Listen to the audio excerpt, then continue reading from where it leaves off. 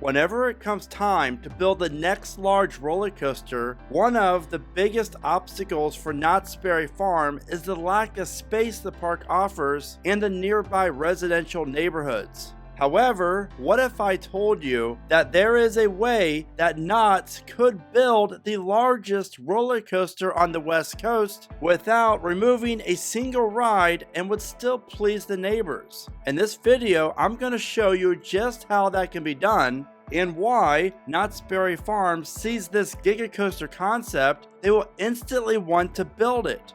This is Gold Rush, the world's largest B&M Giga Coaster, a ride that would shatter so many coaster records that would most likely not be broken for decades to come. I teamed up with the one and only Escape Designs to create this masterpiece of a project, and you're going to learn everything about this layout, from the placement to it, to the POV, the stats, and so much more. To start things off, let's talk about just how large scale of a project Gold Rush would be, because we're not talking just about another 300-foot tall coaster. Not only would Knott's get their Giga Coaster, but you would also see a brand new modern front gate added to the park with this expansion. Now this is something that Knott's Berry Farm could really benefit from and increase the traffic flow coming in and out of the park. And while the current front gate for Knott's is still in decent shape, a new modern entrance would really help capacity and efficiency.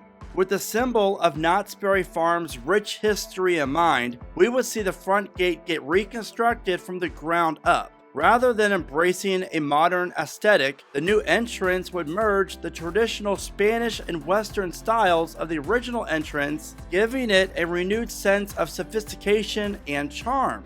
Then, next to the front gate, you would see a variety of newly renovated retail outlets. But don't worry, because Miss Knott's Chicken Dinner will be unarmed with this expansion.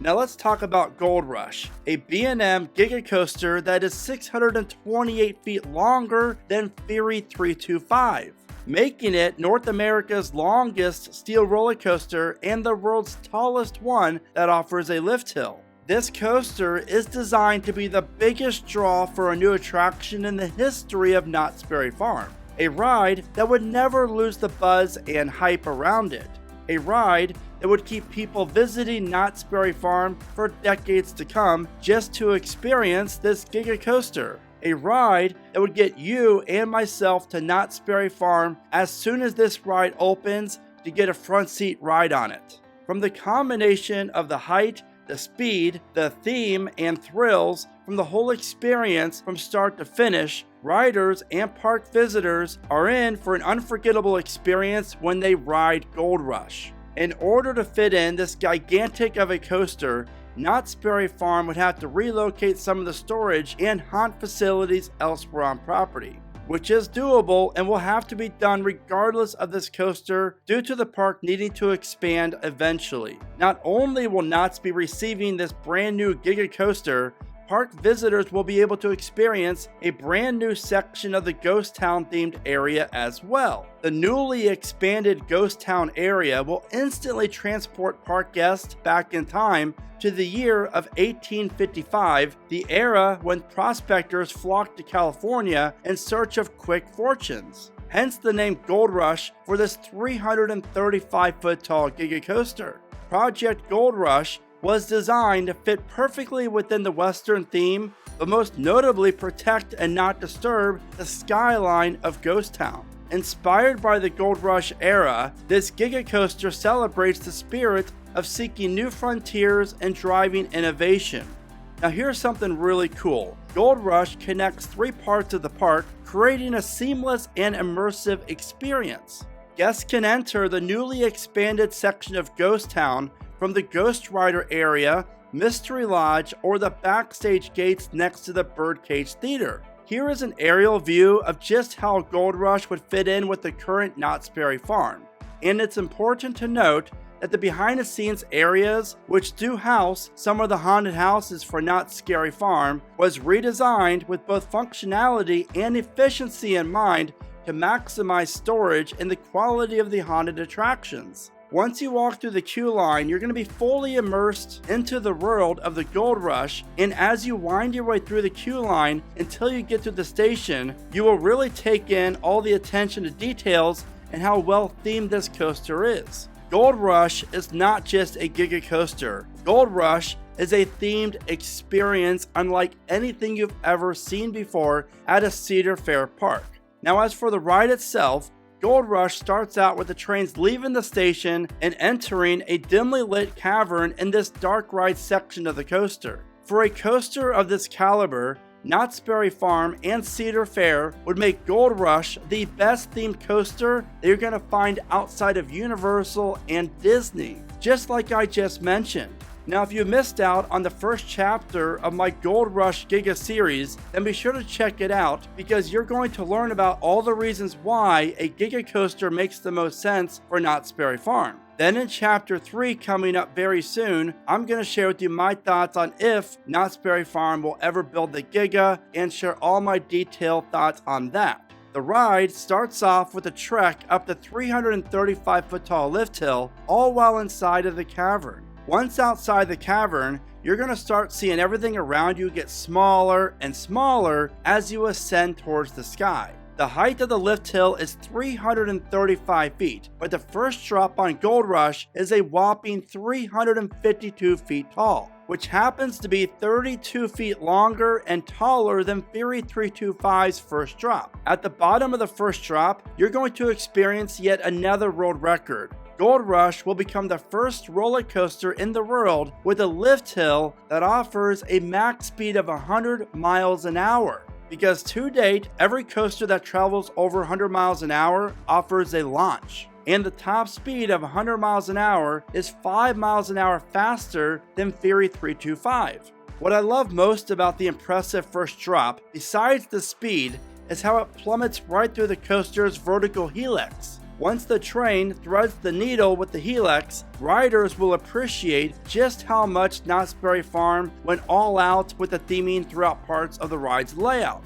The train travels through the tunnel under the Grand Avenue that has been completely rerouted to make way for this expansion. As the train soars out of the tunnel, you're going to experience the first airtime moment on Gold Rush, a 30-foot tall speed hill that travels through a mine shaft structure, followed by some impressive rock work.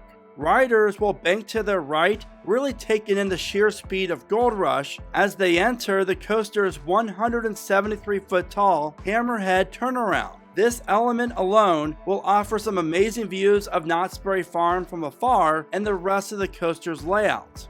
Also, with the positioning of this element, rider screams would be facing the opposite direction from the nearby neighborhood, really reducing the sound of this coaster and all the screams from the riders. As the train pulls out of the hammerhead, riders will travel through two speed turns, the first one being 42 feet in height and the second one is 73 feet in height. Taking a page out of Fury 325's playbook, and in my opinion, every Giga Coaster should offer some low-to-the-ground turns to really showcase the ride speed. The next element of Gold Rush is located right next to the brand new front gate and will interact with the park guests coming in and leaving the park. This is a 180-foot tall treble clef element that really is placed perfectly and boosts the excitement of riders and onlookers as they're enjoying Knott's Berry Farm. Since this element is one of the most exciting ones on Fury 325, you know it would become one of the best ones on Gold Rush. As the train pulls out of this element, you then enter a very large 157-foot tall camelback airtime hill, providing riders with ample amounts of floating airtime. The Gold Rush experience continues as you enter an 87-foot tall twisted airtime hill that wraps around the structure for Ghost Rider's turnaround. The next element is the 117-foot tall non-inverting loop helix that travels around the 352-foot tall first drop. Just imagine experiencing this wild-looking element in the very back row of the train as you get pulled through it as you take in some wild views of the coaster's first drop.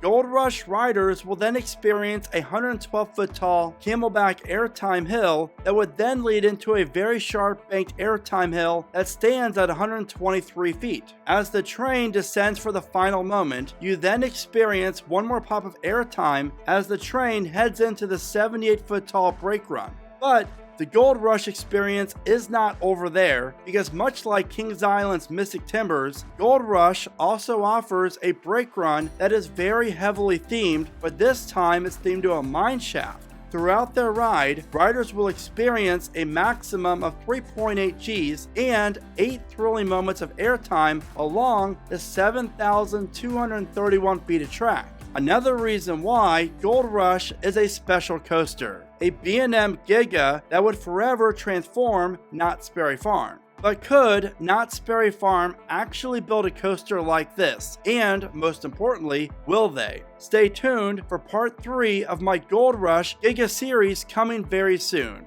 Now, if you are planning a trip to Knott's Berry Farm, then you will definitely want to watch this video right here so you learn about the 25 must-know tips when you visit this amazing theme park. So what are your thoughts on Gold Rush? Be sure to let me know in the comments. And as always, thank you so much for watching. Remember to smile today, think positive, and keep riding coasters.